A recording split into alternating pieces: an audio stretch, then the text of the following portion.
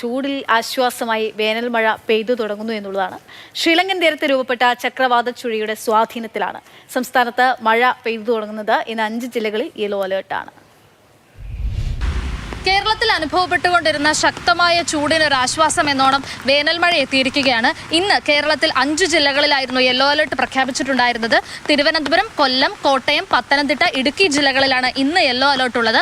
നാളെ 3 ജില്ലകളിൽ yellow alert പ്രഖ്യാപിച്ചിട്ടുണ്ട്. അതുപോലെ തന്നെ മലയോര തീരദേശ മേഖലകളിൽ ഉള്ളവർ ജാഗ്രത പാലിക്കണമെന്ന് കാലാവസ്ഥാ വകുപ്പിന്റെ നിർദ്ദേശമുണ്ട്. കേരളത്തിൽ ഒറ്റപ്പെട്ട ഇടങ്ങളിൽ ശക്തമായ മഴയ്ക്കുള്ള സാധ്യതയും കാലാവസ്ഥാ വകുപ്പ് നേരത്തെ തന്നെ മുന്നറിയിപ്പ് നൽകിയിരുന്നു. തിരുവനന്തപുരത്തേക്ക് വരികയാണെങ്കിൽ വെമ്പായം പ്രദേശങ്ങളിൽ ശക്തമായ മഴയുണ്ട്. അത് ഇടിമിന്നലോട് കൂടിയ മഴയാണ്. റോഡിൽ വെള്ളം നിറയുകയും അതുവഴി പല കടകളിലേക്കും വെള്ളം നിറയുന്ന ഒരു അവസ്ഥ ഉണ്ടായിട്ടുണ്ട്.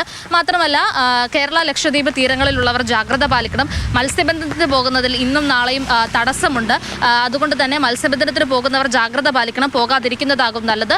അതുപോലെ തന്നെ മലയോര പ്രദേശങ്ങളിലേക്ക് യാത്ര ചെയ്യുന്നവർ കരുതിയിരിക്കണം. യാത്രകൾ ഒഴിവാക്കാൻ സാധിക്കുമെങ്കിൽ അതായിരിക്കും നല്ലത്. തുടർന്നുള്ള ദിവസങ്ങളിലും ഇത്തരത്തിൽ തന്നെ മഴ പെയ്യുമെന്നാണ് കാലാവസ്ഥാ വകുപ്പ് നൽകുന്ന മുന്നറിയിപ്പ്.